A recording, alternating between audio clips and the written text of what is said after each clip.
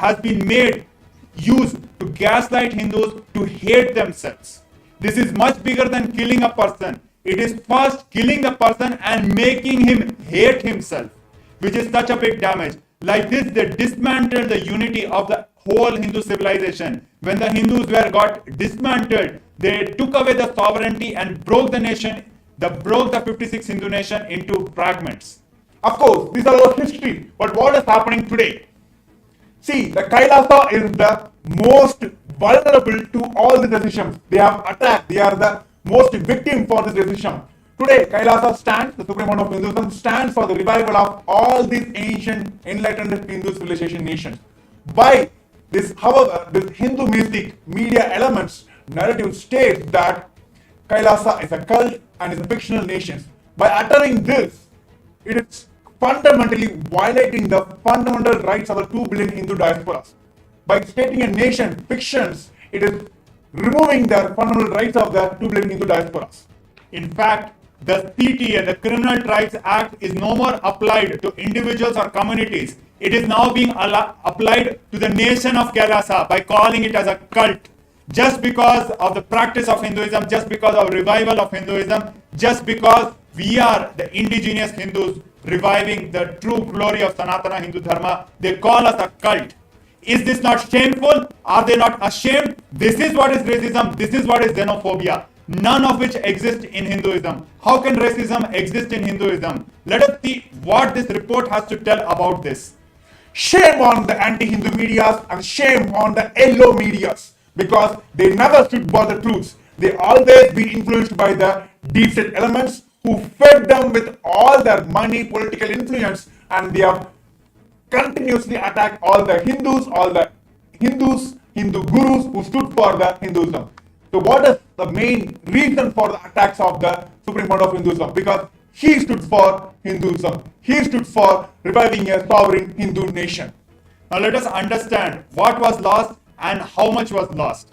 We see the destruction. Let me read the report for you.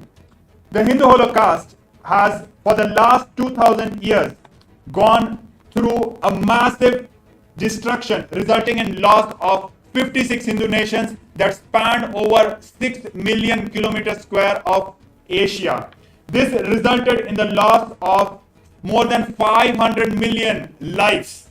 More than 4 million Hindus were enslaved. More than 160 million Hindus were starved to death. Thousands of temples were destroyed, and more than a million Hindu educational institutions were destroyed. Libraries were burnt down.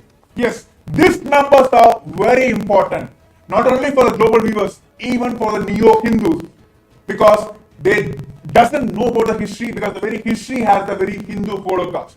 Today, whatever the history you know about Hinduism, it is fabricated by the British colonizers and this anti-Hindu medias. Let me tell the numbers once again. It is a 2000 years of persecution, and 56 Hindu nations have lost its sovereignty, and 500 plus millions has been massacred during this entire persecutions. And almost more than 4 million Hindus have been accused of rape, sex, and they have been completely dismantled from the very life itself. But understand, all these things never happened in Hindu nations. The reason is there was no casteism, there was no xenophobia, there was no racial discrimination. How can there be any racial discrimination or casteism in Hinduism when we believe the glorious principles of Hinduism? Now let us see directly from the report what it has. Of course, the fundamental principles taken, the measure taken by the KAILASA is implementing Paramashivam, that is, you are Paramashiva. Which nation, which community, which religion even gives this rights to everyone that you are treated as the ultimate body of the religion? But of course, we're bringing more facts to all of you. We want all the viewers to stay tuned with us. There are crisp, more details on this 21st reports by the United Nations on KAILASA. Stay tuned with us. Around 5,000 years ago, at the end of Mahabharat War, the ancient enlightened Hindu civilization consisted of 10,000 Hindu traditions, or sampradayas, that existed in 56 Hindu nations, 200 Hindu kingdoms, 1,700 Hindu provinces that covered more than 6 million kilometers square of Asia, The Supreme Pontiff of Hinduism, SPH, Bhagavan Sri Nithyananda Paramashhivam, is the reviver of KAILASA, this ancient, enlightened Hindu civilizational nation.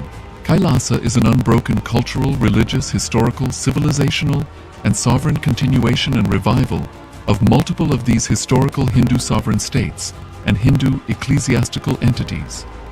The unbroken continuity of these ancient Hindu nations through KAILASA results in the legal recognition of KAILASA as per the international customary law, particularly the doctrine of continuity. The international law, the doctrine of continuity, implies that upheavals and revolutions within a country, changes in government, territorial adjustments, measures taken during military occupation, or other internal transformations do not negate the existence of the country, do not affect the legal personality and international obligations of the country or state.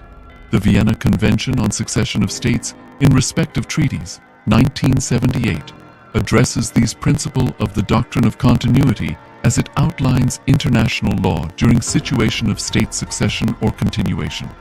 International law recognizes a state's legal personality by recognizing its identity. This perspective extends even during the period when the given state or country is annexed or occupied by a foreign power. Even in such cases, the legal personality of the state is considered to persist, enabling its subsequent re-establishment. Historical examples dating back to the 18th century include cases like Portugal and Genoa that were re-established after the Vienna Congress of 1815. More recent examples include countries such as Poland, Ethiopia, Czechoslovakia, Albania, and Austria that were re-established after World War II. Even when a nation is deprived of its territory, the nation continues to exist. Its sovereignty and international legal personality continues to persist. The Dalai Lama, as the spiritual and temporal leader of Tibet, exemplifies this principle. In 1959, the Dalai Lama was exiled and forced to flee. Despite the challenges faced, the Dalai Lama continues to advocate for the preservation of Tibetan culture and garners worldwide support for Tibetan autonomy on the global stage. Similarly, from 1309 to 1376, the Pope of Catholicism had been in exile in Avignon. Despite this, he was recognized as the head of state as well as head of the church, and given full privileges of the position after their return to Rome. Even in 1861, much of the papal territories had been lost, leaving the Pope with no sovereign territory. The last segment we have spoken about the six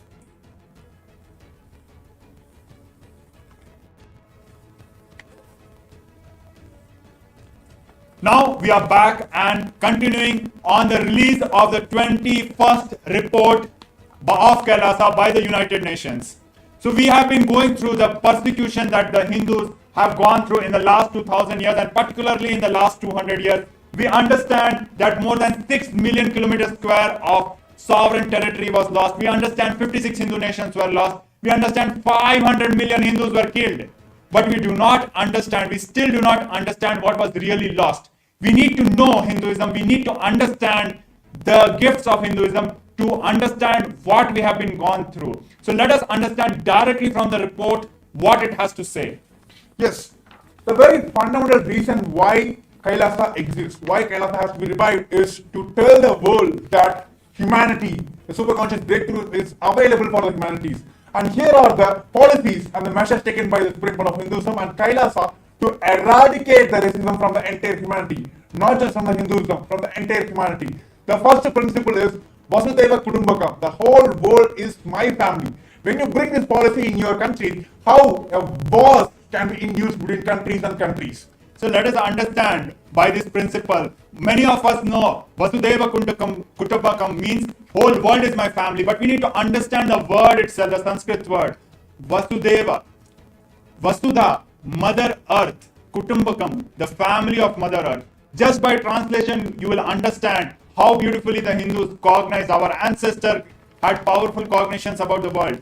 Earth is my mother, and each and every being is my family. Because we are from the same mother, how can there be discrimination? How can there be fight? And that is why Hindus lived beautifully and peacefully, because we lived by these principles. And second is the ahimsa, non-violence. See, the fundamental principle with which Kailasa has been established is ahimsa paramo dharmaha, that non-violence is the ultimate cosmic law. See, many times this non-violence has been put as the powerlessness, but how many of you know that all the fears, angers, violence, frustration, these are the powerlessness, not non-violences. Very clearly understand the world peace can be brought into the country not by wars, by only non-violence. By standing on these principles, Kailasa stands and for the United Nations for the global peace. We have contributed to the world in extraordinary ways. We talk about the problem of xenophobia. We talk about the problem of racism. None of these problems exist in Hindu nations. How can it exist? Because we never treated people as merely equal. People are not just equal. Today, the human rights treats all people as equal, whereas Hinduism teaches us people are divine. Everyone is divine. It is much higher and powerful cognition compared to all people equal. And because of this powerful cognitions, we treated everybody as divine. We treated plants as divine. We treated animals as divine. We treated land as divine. We treated inanimate objects as divine. And because we saw Paramashiva, lived with Paramashiva in each and every aspect of this cosmos, because of that, we lived peacefully with nature. We lived peacefully with each other. These are the gifts of Hinduism which have been lost when the 56 Hindu nations were lost. And today we are speaking about the racism. Of course, it is not just in Hinduism. The entire world paints the racism all around the world. But what is the solution Kailasa is giving? What is the solution Hinduism is giving is Advaita. The only experience, only principle which belongs to Hinduism is Advaita. How many of you know that Hindus have fundamentally rooted in the Advaita, oneness with the entire world, entire universe? Then where comes the racism? And when we understand the destruction by the caste system, it might look superficial. But when we look at this reality, it is not just the territory was lost. It is not just the community was lost. It is not just the unity was lost. It is not just the principles were lost. It is not just the quality of life was lost. The entire ecosystem which beautifully and happily lived and contributed